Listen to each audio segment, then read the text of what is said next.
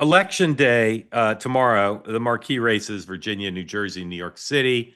Let's look at the polling in those states. New Jersey, 108, please.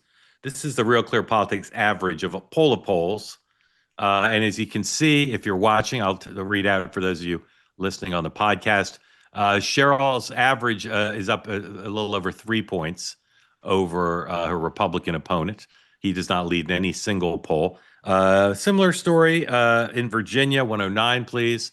The Democrat Spanberger is up on average almost 9 points. So, but she leads in every published poll in the last few days. And New York City mayor's race. One poll over the weekend showed Mondami's lead at only 7, which of course would still be something of a landslide. But overall, he still leads by, on average, almost 15 points. Mondami campaigned very hard all weekend. We're going to look at that in a moment. But gentlemen, Sean, you first. If there was, assuming that the poll leaders, if you had to pick one race where the poll leader is upset in a surprise, which one of the three would you choose and why? Jack Ciattarelli wins in New Jersey.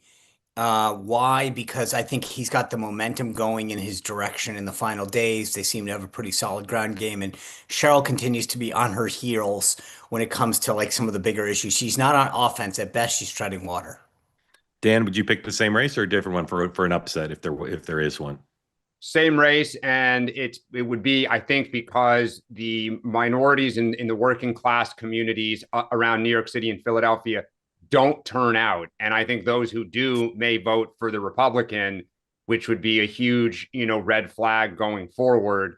I also think if she loses, it's because the base is not motivated to turn out, and the numbers are not what people had hoped. Yeah, I agree. I agree with everything you guys just said. Odds, Dan, that either there's an upset in either Virginia or New York. And no, I think odds are 10%, 15%, probably for both. Yeah, Sean. All right, so I agree, but then the question becomes, what's the other takeaway? Because I think that, in my opinion, the next takeaway is that Cuomo comes closer than people thought. Yeah. What would that mean? Like 5 points? Yeah, I mean, look, I think this idea of like a 15, 20 point win, and I could be wrong, but as I keep saying, the problem is that the data doesn't, I mean, there's no model for this. How do you model two Democrats running against each other in opposite positions, meaning that the crazy communist is got the Democratic line and the scandal plagued traditional Democrat is the independent.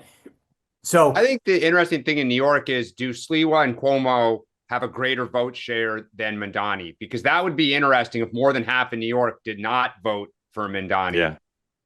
Yeah. Well, don't you think that that's, I mean, I got to be honest, like that to me, you brought this up, but I mean, there's no poll that Mondami's getting 50%. Has there? I mean, there hasn't been one. I think that, I think, but he's close, and the polls may be undercounting his support because it may not be yet. The likely voter screens may be screening out first-time voters for him.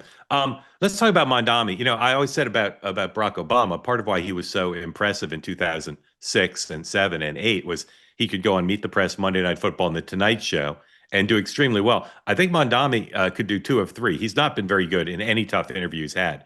But in terms of sports and entertainment, the guy is just incredible. They say that something that's easy is like a walk in the park. Well, easier than a walk in the park, hit the subscribe button, be part of the two-way community, never miss an episode, be part of our conversations. Thank you for your service to America. And don't forget, you can now listen to the morning meeting and Two-Way Tonight on Apple, Spotify, or wherever you get your podcasts.